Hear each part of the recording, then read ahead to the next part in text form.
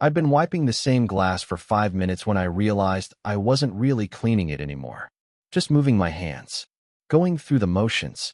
That's what most of my life had become by then. Motions without meaning, routines that kept me from thinking too much about what I'd let slip away. The glass lantern smelled like it always did on rainy nights. Wet wood. Old whiskey. That particular kind of loneliness that settles into a place when the same people sit in the same seats saying the same things year after year. I'd worked there long enough to know every creak in the floorboards, every stain on the bar top that wouldn't come out no matter how hard I scrubbed. The jukebox in the corner hummed something low and forgotten, some song from decades ago that no one really listened to anymore, but everyone seemed to need playing in the background. It was late, past 10. Only a handful of regulars scattered around the room, nursing their drinks in that slow, deliberate way people do when they're not drinking to celebrate anything. Just drinking to pass the time, to fill the space between dinner and sleep.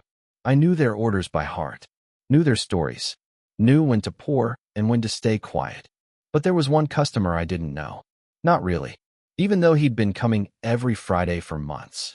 He always sat at the far end of the bar, always alone. Always exactly at 9:30, like he'd timed it, like there was something ritualistic about it. One bourbon, neat. That's all he ever ordered. He'd sit there for an hour, maybe two, sipping it slowly, staring at nothing in particular. Sometimes he'd pull out his phone, but never seemed to actually use it. Just held it. Like a prop. Like something to make him look less alone than he was. His name was Julian Ward. I'd seen it on his credit card once. Everything about him seemed deliberately put together. The pressed jacket, the polished shoes, the way his hair was always exactly in place. He looked like someone who'd learned to present himself a certain way and couldn't turn it off, even when no one was watching. Or maybe especially when no one was watching. I never talked to him. Not beyond the basics. What can I get you? Here you go. Have a good night. He never tried to make conversation either. Just nodded. Paid. Left. But there was something in the way he carried himself that made me think he wasn't really here for the bourbon. He was here to be somewhere that wasn't wherever he came from. On certain nights, when the bar cleared out early and the silence got too heavy, I'd hum, just under my breath. Old songs my mother used to play on Sunday mornings when I was a kid. Songs I used to know all the words to before I stopped singing altogether. I didn't think anyone noticed. Didn't think anyone cared.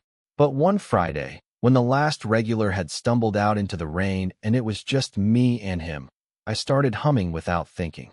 Some melody that felt like regret wrapped in comfort. Something raw and unfinished. I was wiping down the bar, lost in it, when I looked up and saw him watching me. Not just glancing, watching, like the sound had reached inside him and pulled something loose. I stopped. The silence that followed felt too loud, too present. I could hear the rain against the windows, the hum of the refrigerator behind me, my own breathing. He didn't look away. His eyes stayed on mine for a moment that stretched too long, and I felt something shift in my chest, something I'd taught myself not to feel. Then he spoke. His voice was quieter than I expected. You should sing more often. That was all he said. Then he stood, left cash on the bar, and walked out into the rain without looking back. I stood there alone, the echo of my own voice still hanging in the air, and for the first time in years I felt something I couldn't name. Something dangerous. Something that made my hands shake as I locked the front door and turned off the lights. I sat in the dark for a long time after that. Just sat there in the empty bar, listening to the rain, feeling the weight of his words settle into my bones. You should sing more often. As if he knew. As if he'd heard everything I'd buried beneath the routine and the silence and the careful distance I kept from everyone. I thought about the way he'd looked at me. Not with pity. Not with curiosity. With recognition. Like he saw something in me that I'd forgotten was there. And I realized, in that dim amber light with rain drumming against the roof, that something inside me had been stirred awake. Something I'd kept locked down for so long I'd convinced myself it didn't exist anymore. I didn't sleep that night. Just lay in bed above the bar, staring at the ceiling, replaying that moment over and over. The way he'd listened. The way he'd stayed. The way his voice had sounded when he told me to sing. And I knew, even then, that everything was about to change. My life had become a pattern so predictable I could navigate it with my eyes closed. Morning coffee in the same chipped mug, always black, always too hot. A walk through the gray streets of Mariner's Bluff before the tourists woke up, when the town still belonged to the people who actually lived there. Past the marina where fishing boats rocked gently against their moorings. Past the bakery that opened at 5. Past the church with the cracked bell that hadn't rung right since I was a kid. Everyone knew everyone here. That's what people loved about small towns, what they wrote poems about, what they claimed made life meaningful. But what they didn't tell you is that being known isn't the same as being understood. I'd lived in Mariner's Bluff my entire life, and I could count on one hand the number of people who knew anything real about me. I lived above the glass lantern in an apartment that was more of an afterthought than a home. One bedroom, a kitchen barely wide enough to turn around in. A living room filled with things I'd inherited when my father died and never had the heart to get rid of. His record collection took up an entire wall. Vinyl he'd collected over decades. Jazz mostly. Some blues. The kind of music that sounded like memory itself. There was a guitar under my bed. A Martin D. 28 my father had bought me when I turned 16, back when he still thought I might make something of myself. Back when I still thought so too. I hadn't touched it in years. Couldn't remember the last time I'd pulled it out, dusted it off, felt the strings under my fingers. It was easier not to. Easier to pretend that part of my life had never existed than to face what I'd let die. I used to play in venues around the coast. Nothing big. Coffee shops. Small bars. Open mic nights where half the audience wasn't really listening. But for a while, it had felt like enough. Like I was building towards something. My father would come to every show, sitting in the back, never saying much, but I could see the pride in his eyes. He believed in me more than I ever believed in myself. Then he got sick. Cancer. The kind that moves fast and doesn't leave room for goodbyes. 6 months from diagnosis to funeral. I spent that time taking care of him, watching him fade, learning what it meant to lose someone in slow motion. The music stopped matching. Everything stopped matching except making sure he wasn't alone when the end came. After he died, I took over managing the Glass Lantern. It had been his place, his refuge, the bar he'd poured his life into after my mother left. Someone had to keep it running, and I was the only one left. My sister Clara had moved to Portland years ago, built a life that made sense, married someone stable. She'd offered to come back, to help, but we both knew she didn't want to. And I didn't want her to sacrifice what she'd built just because I'd given up on building anything myself. So the bar became my life. Not because I loved it, but because it was easier than figuring out what else to do. Every day the same. Wake up, walk, open, serve, close, sleep, repeat. Clara called every Sunday. Like clockwork. She'd ask how I was doing, and I'd lie and say fine. She'd tell me about her kids, her husband, her job at the nonprofit. Her life sounded full, loud, complicated in all the ways that meant it mattered. Then she'd circle back to me, voice taking on that careful tone people use when they're about to say something they think you need to hear. You're stuck, Elias. You know that, right? I'd tell her I wasn't stuck. I was just living quietly. There was a difference. She'd sigh. That long, patient sigh of someone who loved me enough to be frustrated by me. You should date. Meet someone. Sell the bar. Start over somewhere new. You're only 36. You're acting like your life is already over. But starting over required wanting something different, and I'd lost the ability to want anything beyond peace. Small, manageable peace. Clean counters. Quiet nights. No expectations. No disappointments. The thing about patterns is they protect you. They keep life predictable. Safe. As long as nothing changed, nothing could hurt me. I'd made a kind of peace with that. Until Julian. He kept coming every Friday. 9:30. One bourbon neat. Always alone. I'd started watching for him without meaning to. Found myself glancing at the clock as it crept toward his arrival time. Noticed when he was late. Felt something strange in my chest when he finally walked through the door. Relief, maybe. Or something more complicated than that. The regulars noticed too. Pete, who'd been drinking at the Glass Lantern since before I was born, started making comments. You got yourself a Friday admirer, Elias. When you gonna ask him out? I'd brush it off, tell him to mind his own business. But the truth was, it unsettled me. Not because Pete was wrong, but because some part of me had started looking forward to those Friday nights in a way I hadn't looked forward to anything in years. I began noticing details I shouldn't have noticed. The way Julian's hands moved when he lifted his glass. Long fingers, careful movements. There was a wedding ring on his left hand, gold and simple, worn enough that it had been there a long time. He always looked tired, not physically exhausted, but tired in that deeper way people get when they've been pretending to be fine for too long. Like someone holding their breath underwater, lungs burning, but refusing to surface because they don't know what's waiting for them up there. He never came with anyone, never mentioned a wife or kids or friends. Just sat there alone, week after week, like he was serving some kind of sentence. Like the glass lantern was the one place he could stop performing whatever role he played in the rest of his life. I understood that, more than I wanted to admit. We were both hiding, in our own ways. Both using this small, unremarkable bar as a place to disappear. Some nights, after he left, I'd catch myself thinking about him, wondering what his life looked like outside these walls, wondering if he thought about me the way I was starting to think about him. Then I'd force myself to stop, to clean another glass, to focus on the tangible, controllable things right in front of me. But the wanting didn't stop. It just grew quieter, more persistent, like a melody I couldn't get out of my head. In this small town where everyone knew everyone, two men who'd both learned to live behind walls had started orbiting each other. Silently, carefully, neither of us willing to name what was happening, but both of us feeling it. And I knew, even then, that silence never lasts forever. The rain came early that Friday. Not the gentle coastal mist we were used to, but a real storm. The kind that drove people indoors and kept them there. By 8 o'clock, half my usual crowd had called it a night. By 9, the bar was nearly empty except for two regulars hunched over their beers and him. Julian arrived at 9:30 exactly, soaked through despite his umbrella.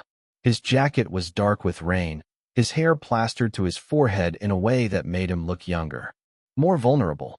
He took his usual seat at the far end of the bar without a word, and I poured his bourbon without asking. The storm intensified. Wind rattled the windows. Rain hammered the roof like it was trying to break through. The two regulars eventually gave up and headed home, leaving just the two of us in the amber light and the sound of water against glass. I was wiping down the bar, lost in the rhythm of it, when the jukebox made a sound like something dying. A sputter, a whine, then silence. The absence of that background hum made the room feel suddenly too quiet, too intimate. Julian looked up from his drink. He'd been staring into it for the past 20 minutes like it held answers to questions he hadn't asked yet. "Looks like we lost the music," I said, more to fill the silence than anything else. He was quiet for a moment. Then he said something that changed everything. "You could sing instead." I stopped wiping, looked at him. His eyes were steady on mine, serious in a way that made my chest tighten. "I don't really do that anymore," I said. "I know, but you could. Just one song. You have the voice for rain." There was something in the way he said it. Not a request exactly, not a demand, just a quiet invitation to stop hiding, even if only for a few minutes. And maybe it was the storm, or the emptiness of the bar, or the way he was looking at me like he needed this more than I could understand, but I felt something inside me give way. I put down the rag, walked over to the corner where I kept the old acoustic guitar that had belonged to the previous owner. It wasn't much, barely stayed in tune, but it was there. I hadn't touched it in months. My hands shook slightly as I picked it up, sat on the stool behind the bar, adjusted the strings. The silence between us felt alive, expectant. I could hear him breathing, could hear my own heartbeat. I started playing before I could talk myself out of it. An old song, one my father used to love, about loss and longing and the way love leaves marks on you that never quite fade. My voice came out softer than I intended, rough with disuse, but I kept going. The words felt strange in my mouth, foreign, like a language I'd forgotten how to speak. But as I sang, something loosened in my chest, something that had been locked up tight for too long. The song was about someone waiting for something that would never come, about learning to live with absence, about finding beauty in the ache of it all. When I finished, the silence that followed was different from any silence we'd shared before. It felt full, heavy, like the air right before lightning strikes. I looked up. Julian hadn't moved. His glass was still in his hand, untouched, condensation running down the sides. But his eyes were bright in a way I hadn't seen before. Not tears exactly. Something closer to recognition. Like he'd just remembered something crucial he'd spent years trying to forget. "Thank you," he said. His voice was rough. Not casual. Not polite. Like he was confessing something. It's been a long time since I've felt anything real. The weight of those words hung between us. I didn't know what to say. Didn't trust myself to say anything. So I just nodded and put the guitar down, my hands still trembling. We didn't talk after that. He finished his drink slowly. I went back to closing up the bar, acutely aware of his presence, of every small sound he made. When he finally stood to leave, we both knew something had shifted. Some line had been crossed that neither of us had meant to cross. The next Friday, everything was different. He walked in at 9:30 with someone beside him. A woman. She was beautiful in that effortless way some people are, dressed simply but elegantly, her hand resting lightly on his arm. She smiled at me when they sat down, the kind of warm, genuine smile that made it impossible not to smile back. "This is Evelyn," Julian said. His voice was careful, measured. "My wife." The word hit me harder than it should have. I'd seen the ring. I'd known. But knowing something and having it confirmed are different things. Evelyn ordered a glass of wine. Julian ordered his bourbon. They sat together, talking in low voices, looking for all the world like a couple who belonged to each other. I served them and tried not to feel the strange mixture of shame and jealousy twisting in my gut. Tried not to wonder what he'd told her about this place, about me, about why he came here every week. She seemed to know the bar, knew the menu, knew my name, even though I'd never introduced myself. She was kind. That was what made it worse. If she'd been cold or dismissive or cruel, I could have made her into something other. But she was warm and gracious and clearly loved him. I could see it in the way she looked at him when he wasn't watching, in the way her hand would reach for his absently, like touching him was as natural as breathing. They stayed for over an hour. I kept my distance, served other customers, pretended I wasn't hyper-aware of every movement at their end of the bar. When they finally got up to leave, Evelyn excused herself to use the restroom. Julian stood there, putting on his jacket, and for a moment we were alone again. Our eyes met. The air between us felt charged with everything we hadn't said, everything we couldn't say. He stepped closer, close enough that I could smell rain and bourbon and something else underneath, something that was just him. His voice dropped to almost a whisper. "You make me remember who I used to be." Then Evelyn returned, and he turned away, and they left together into the night. Her hand in his, their silhouette disappearing into the darkness like they'd never been there at all. I stood there for a long time after they left. The bar suddenly felt cavernous, empty in a way it hadn't felt empty before. The next morning, when I came downstairs to open up, I found a note on the bar. A piece of paper folded once, my name written on the outside in careful handwriting. I opened it with hands that weren't quite steady. "If you ever play again, I'll be there." No signature. No explanation. Just those 7 words. I read it 3 times. 4. Then I folded it carefully and put it in my pocket, where it sat against my chest like a secret. Like a promise. Like the quiet heartbeat of something I didn't have a name for yet, but couldn't stop feeling. That simple line became the thing I thought about when I couldn't sleep. When I closed up alone. When I walked through the gray streets of Mariner's Bluff and wondered what I was still doing here, still moving through the same patterns, still pretending I didn't want more than this. The note stayed in my pocket for days, and every time I touched it, I felt that shift again, that dangerous stirring, that sense that my carefully constructed life was starting to come undone. Something changed in me after that note. I couldn't name it exactly, couldn't point to a specific moment when I decided to stop hiding. But I started singing again. Not for customers. Not during business hours. Late at night, after I'd locked the doors and turned off most of the lights, I'd pull out that old guitar and play in the empty bar like I was practicing for an audience of ghosts. Sometimes I left the door unlocked. I told myself it was an accident, that I'd just forgotten to turn the deadbolt. But I knew better. Some part of me was hoping, waiting, listening for footsteps that might or might not come. I bought new strings for the guitar. Real ones, expensive ones, the kind my father would have insisted on. Spent an evening restringing it properly, tuning it until the notes rang clear and true. I even pulled out the old notebooks from under my bed, pages filled with lyrics I'd written years ago, half-finished songs about things I hadn't let myself feel in a long time. The bartender who sings. That's what people started calling me. Word spread in the way it does in small towns. I hadn't performed publicly, hadn't advertised, but somehow people knew. Clara heard about it from someone who'd heard about it from someone else. She called on a Tuesday instead of Sunday, her voice bright with something that sounded like hope. "You're singing again?" She said it like a question, but it wasn't really a question. "Sometimes. Late. When no one's around. Elias." Her voice went soft. "That's good. That's really good. I'm proud of you." I didn't know what to say to that. Didn't know how to explain that I wasn't doing it for growth or healing or any of the reasons she probably thought. I was doing it because of 7 words on a piece of paper and the way someone had looked at me when I sang about loss. Julian kept coming. Sometimes with Evelyn. Sometimes alone. The pattern was unpredictable now, which made it worse somehow. I never knew which version I'd get. The Julian who sat with his wife, playing the role of attentive husband, or the Julian who came alone and stayed late, the space between us crackling with everything we weren't saying. When he came with Evelyn, I kept my distance. Professional. Polite. But I could feel his eyes on me even when I wasn't looking. Could feel the weight of his attention like a physical thing. When he came alone, we talked. Really talked. Not about the weather or work or any of the surface things people discuss when they're afraid of depth. We talked about music and memory. About the lives we'd imagined for ourselves when we were younger and how different they looked from the lives we ended up living. He told me he used to write poetry. Before law school.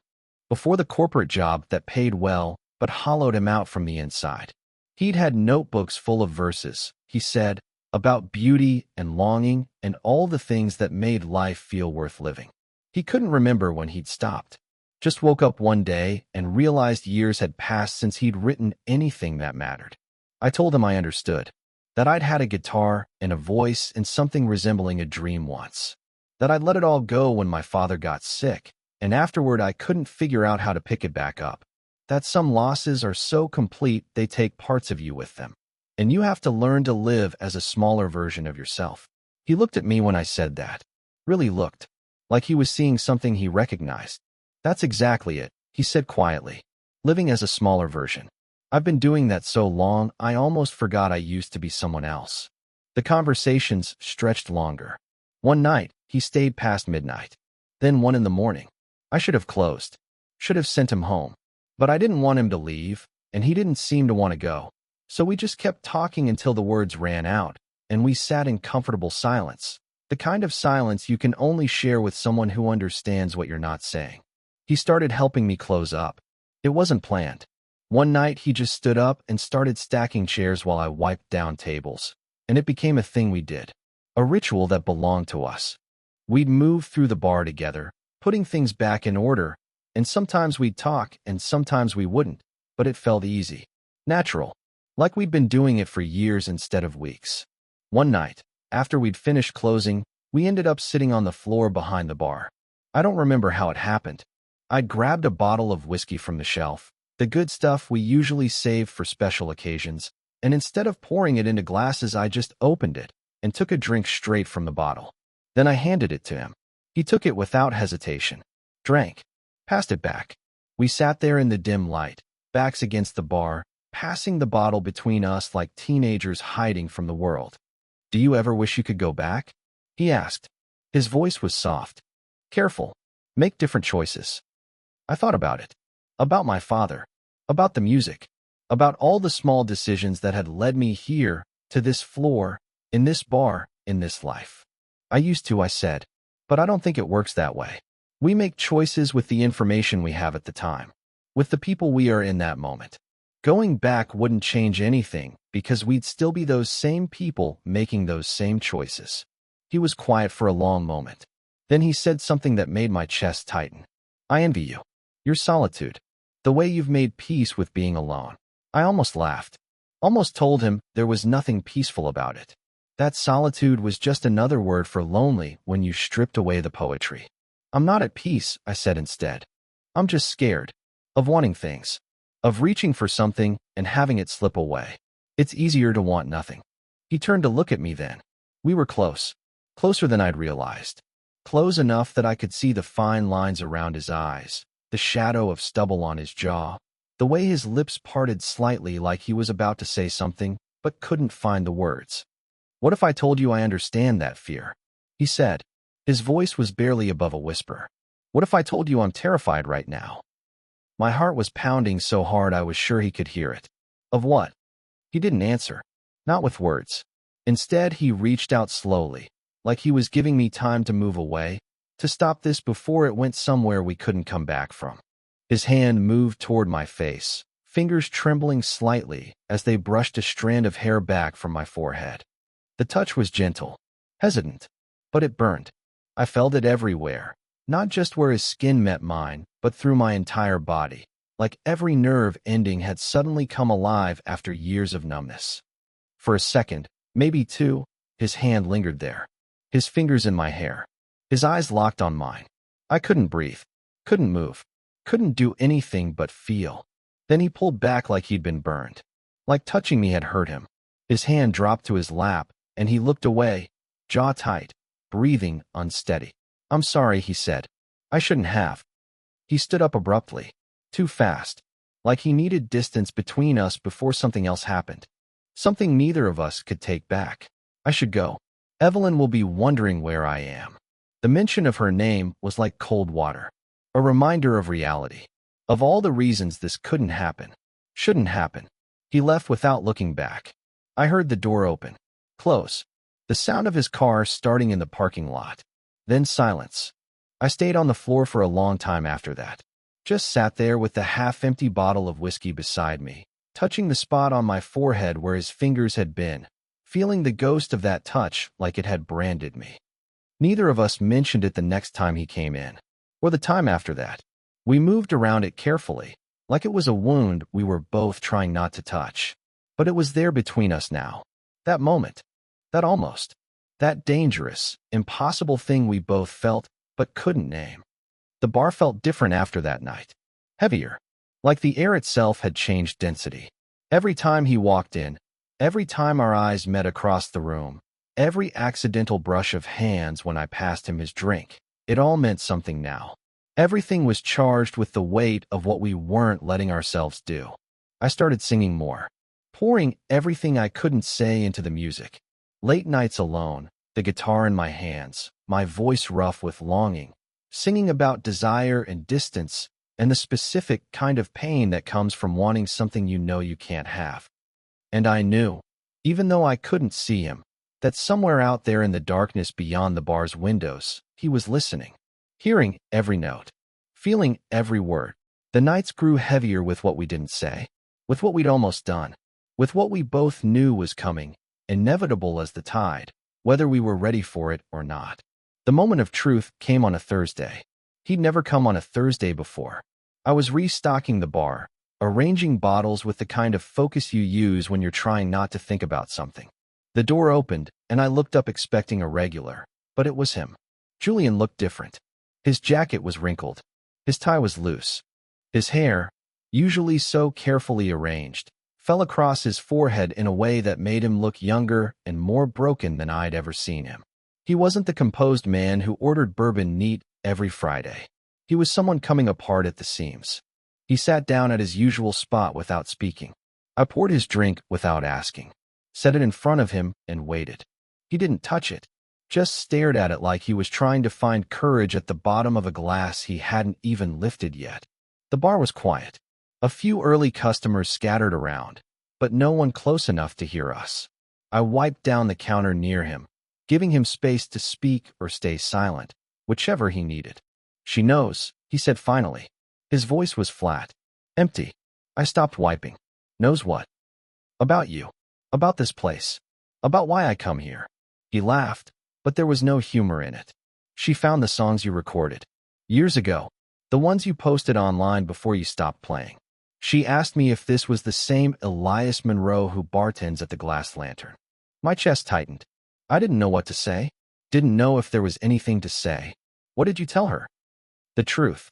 That I've been coming here because it's the only place I feel like myself anymore. That I've been coming to see you. The words hung in the air between us like smoke. Solid enough to see, but impossible to hold. We need to close, I said quietly. The other customers had filtered out while we were talking. It was just us now, just like it always seemed to end up being. I locked the front door, turned off most of the lights. When I came back, he was still sitting there, hands wrapped around his glass, staring at nothing.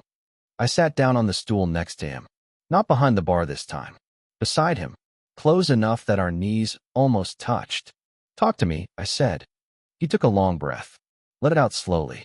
I can't stop thinking about you. I've tried. God, I've tried. But every day I wake up, and you're the first thing on my mind.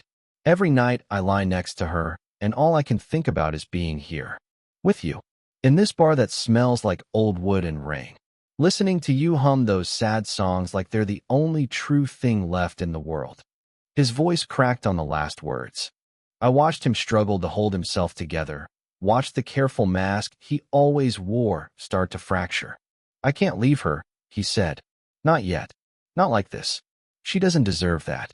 She's done nothing wrong except love someone who stopped being able to love her back the way she needs. I know, I said. My voice was steady even though my hands weren't. I never asked you to, but you want me to. It wasn't a question. We both knew the answer. What I want doesn't matter, I said. You have a life. A wife.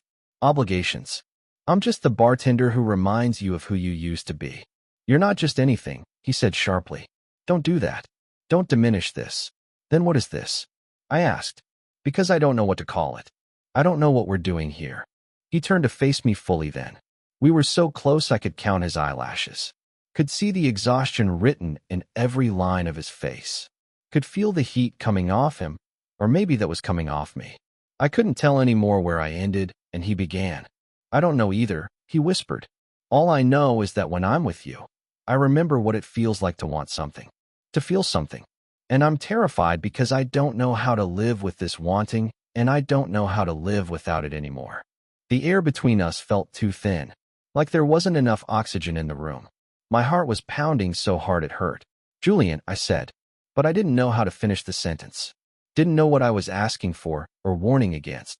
He moved first, leaned in slowly, giving me every chance to pull away, to stop this, to save us both from what we were about to do. I didn't move, didn't breathe, just waited. When his lips touched mine, it wasn't urgent or desperate. It was gentle, hesitant, trembling, like he was afraid I might disappear if he pressed too hard, like he was memorizing the shape of something he knew he couldn't keep. I kissed him back, soft at first, then deeper, my hand coming up to cup his face, feeling the roughness of stubble against my palm, tasting whiskey and something underneath that was just him.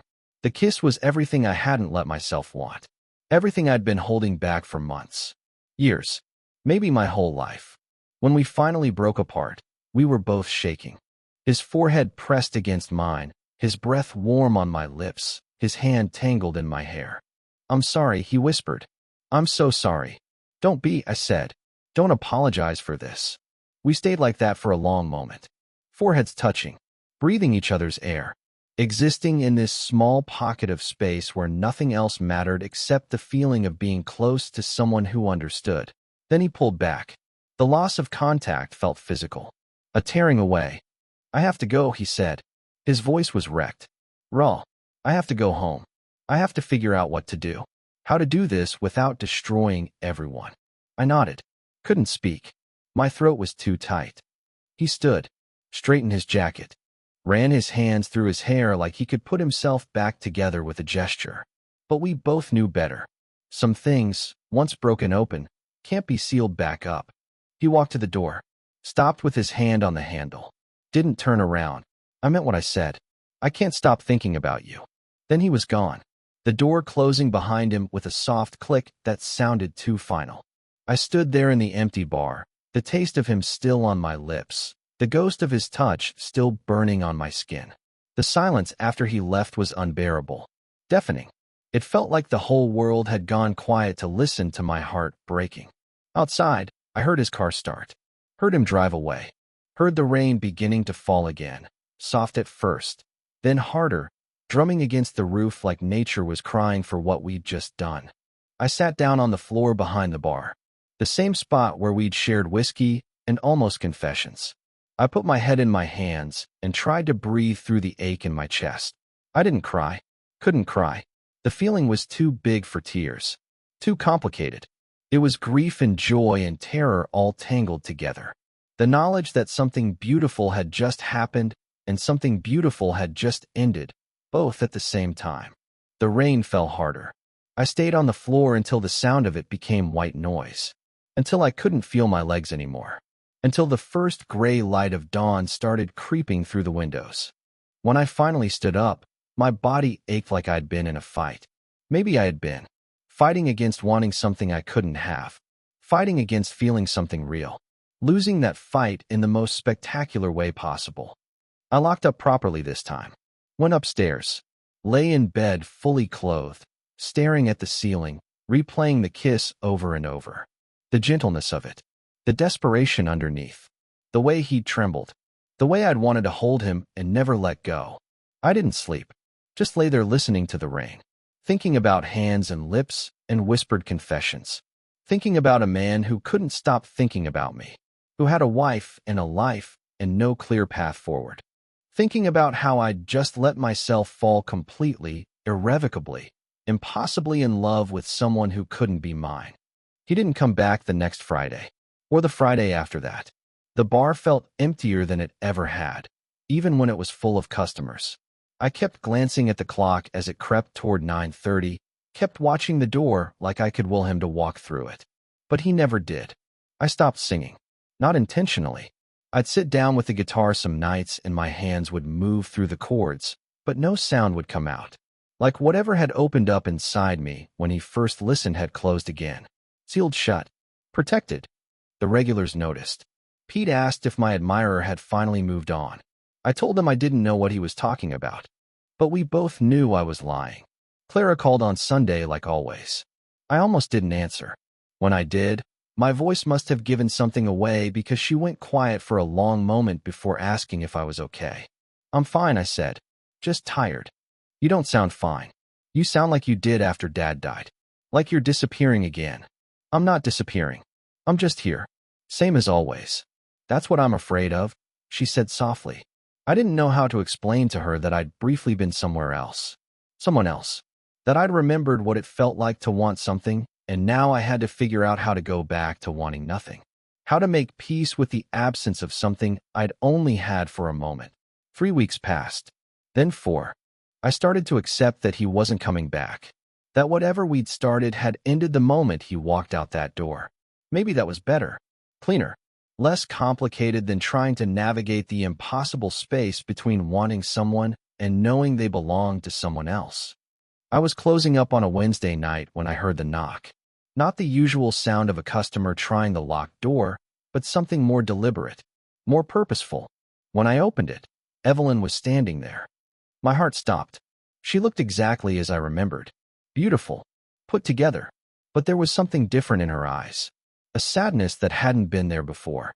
Or maybe it had been, and I'd been too focused on her husband to notice. Can I come in? She asked. Her voice was steady but quiet. I stepped aside, let her in, locked the door behind her. The bar felt strange with just the two of us there. Wrong somehow. Like she was a ghost haunting the space that had belonged to me and Julia. She didn't sit, just stood near the bar, her hands clasped in front of her like she was holding herself together. I won't stay long, she said. I just needed to see you. To understand. I didn't know what to say to that. Didn't know what she expected from me. Confirmation? Apology? Explanation?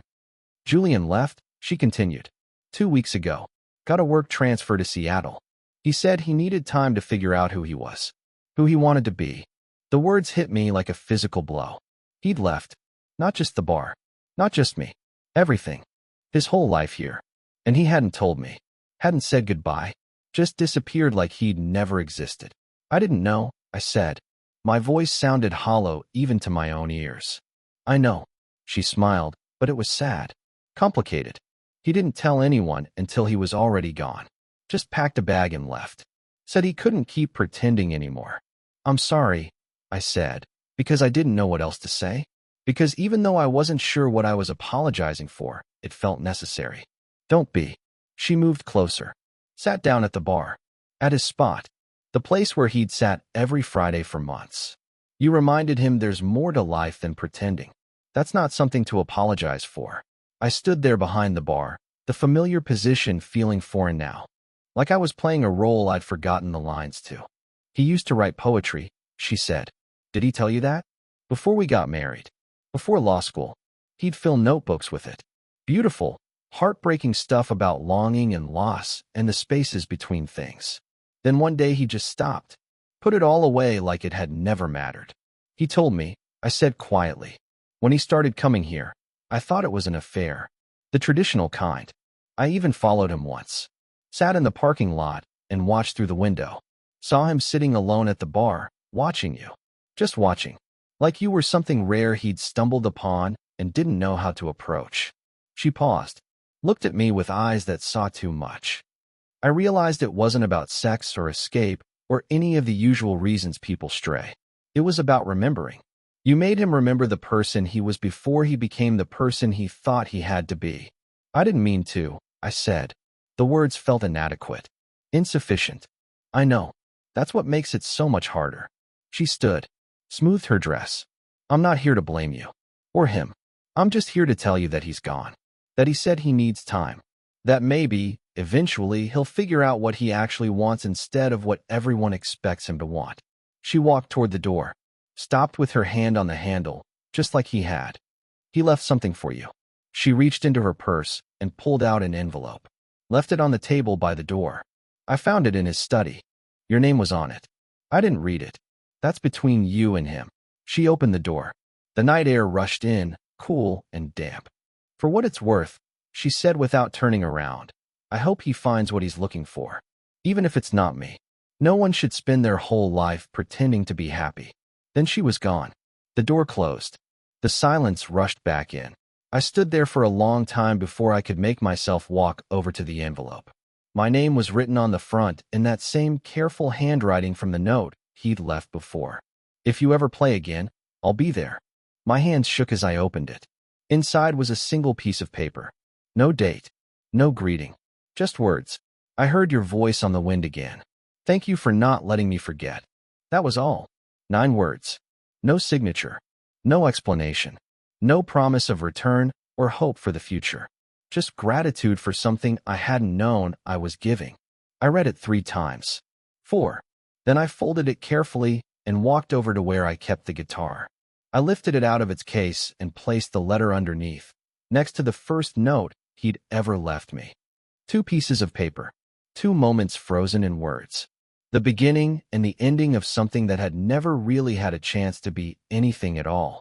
I sat down on the floor of the empty bar, the guitar in my lap, the letters hidden beneath it. And for the first time since he'd walked out that night after kissing me, I cried. Not loud, not dramatic, just quiet tears running down my face while I sat in the dark and felt the weight of everything we'd been and everything we'd never get to be. After a while, the tears stopped. I picked up the guitar. My fingers found the chords without thinking, muscle memory taking over where intention had failed. And I started to play. The song that came out wasn't one I'd written before. It was new, raw, about loss and quiet bravery, about loving someone enough to let them go, about the specific kind of courage it takes to feel something real even when you know it can't last. My voice cracked halfway through. I kept singing anyway. Not for him. Not for anyone. Just to feel something real again.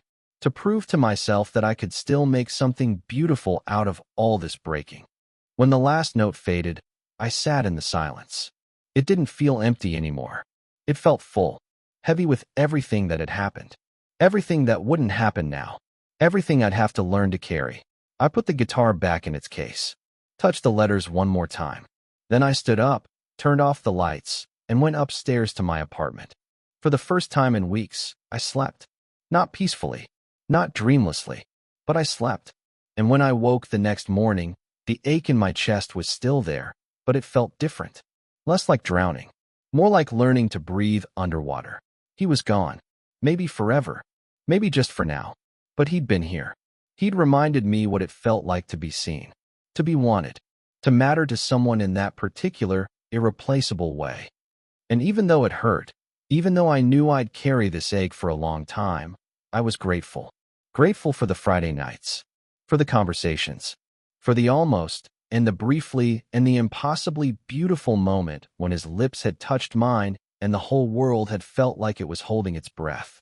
Some things aren't meant to last, but that doesn't make them any less real. Spring came to Mariner's Bluff the way it always did. Slowly, tentatively, like it wasn't sure it was welcome. The gray lifted just enough to let in pale sunlight. The rain softened from downpour to mist. Flowers pushed through the hard ground outside the bar, small and persistent. The glass lantern was still the same. Still small. Still half-empty most nights. The regulars still sat in their usual spots, ordering their usual drinks, telling their usual stories. Pete still made jokes I pretended not to hear. The jukebox still hummed its forgotten songs. But something had changed. Or maybe I had changed. It was hard to tell the difference sometimes. I started performing on weekends. Nothing fancy. Just me and the guitar on Friday and Saturday nights, playing for whoever happened to be there. Sometimes it was 5 people. Sometimes 20. It didn't matter. I wasn't playing for numbers. I was playing because I'd remembered how, and forgetting again seemed like a waste. The locals started calling me the quiet bartender who sings like someone remembering. I didn't correct them. That's exactly what I was doing. Remembering what it felt like to want something. To feel something. To be more than just the motions I went through to get from morning to night. Clara came to visit in April. Brought her kids. Sat at the bar while I worked, watching me with that careful look she'd had since we were children. The one that said she was trying to figure out if I was okay, without asking directly. You seem different, she said finally. Lighter somehow. I shrugged. Wiped down a glass. Maybe I am. Did something happen? I thought about how to answer that.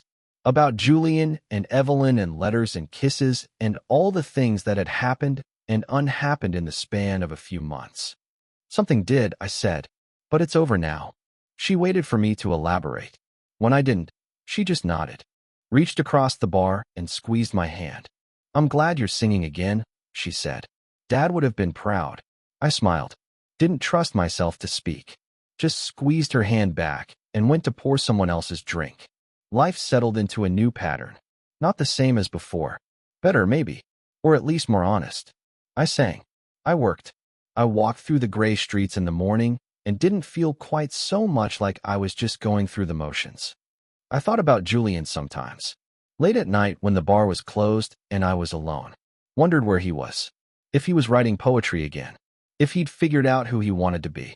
If he ever thought about the bartender in the small coastal town who'd reminded him what it felt like to want something real. I didn't hope for him to come back. That would have been unfair to both of us. Some doors, once closed, need to stay that way. But I was grateful he'd been here.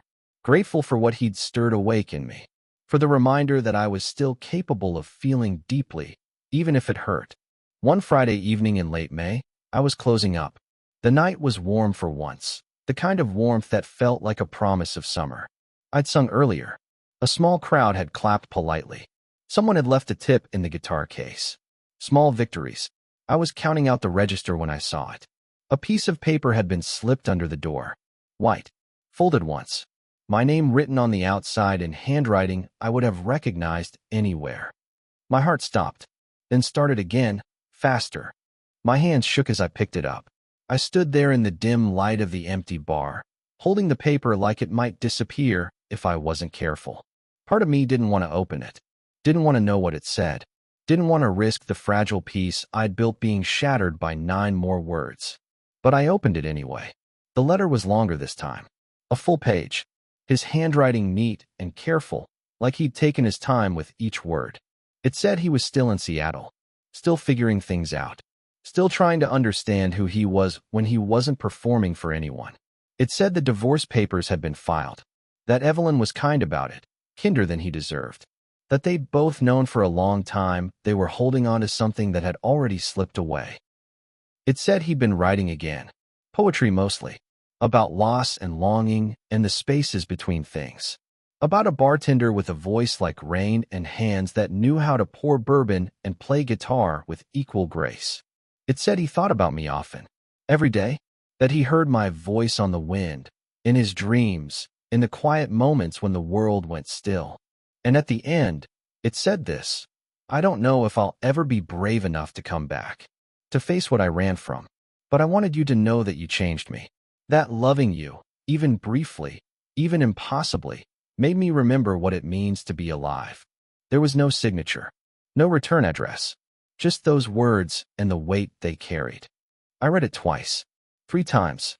Then I folded it carefully and walked over to where I kept the guitar, lifted it out of its case. The other 2 letters were still there underneath, preserved like prayers. I placed the 3rd letter next to them. 3 pieces of paper now, 3 moments frozen in words. The beginning, the ending, and something that might have been a new beginning or might have been a final goodbye. I couldn't tell which. I didn't cry this time, just stood there looking at those letters, feeling everything they represented settling into my bones. Then I closed the guitar case, turned off the lights, looked out the window at the streetlight flickering against the wet pavement. The night was quiet, peaceful, the kind of quiet that doesn't feel empty, just still. I hummed as I locked up, the same melody I'd been humming that first night when Julian heard me. The song about regret and comfort and loss. But it sounded different now, less like mourning, more like acceptance. I climbed the stairs to my apartment, lay down in bed, and for the first time in months, I felt something close to peace. Not happiness exactly, not contentment, just peace. The knowledge that I'd loved someone, that I'd been loved in return, however briefly, that I'd allowed myself to feel something real, even knowing it couldn't last. Some stories don't end the way you want them to. Some doors stay closed. Some people leave and don't come back. But that doesn't mean they weren't worth it. Doesn't mean the love wasn't real. Doesn't mean the wanting and the having and the losing weren't all necessary parts of remembering what it means to be fully, painfully, beautifully alive. I closed my eyes, let the silence hold me. And somewhere in that quiet space between sleeping and waking, I heard music, not from anywhere outside, from somewhere deeper, from the part of me that Julian had woken up and that would stay awake now, regardless of whether he ever came back. The story ended there, quiet, unresolved, but true, and that was enough.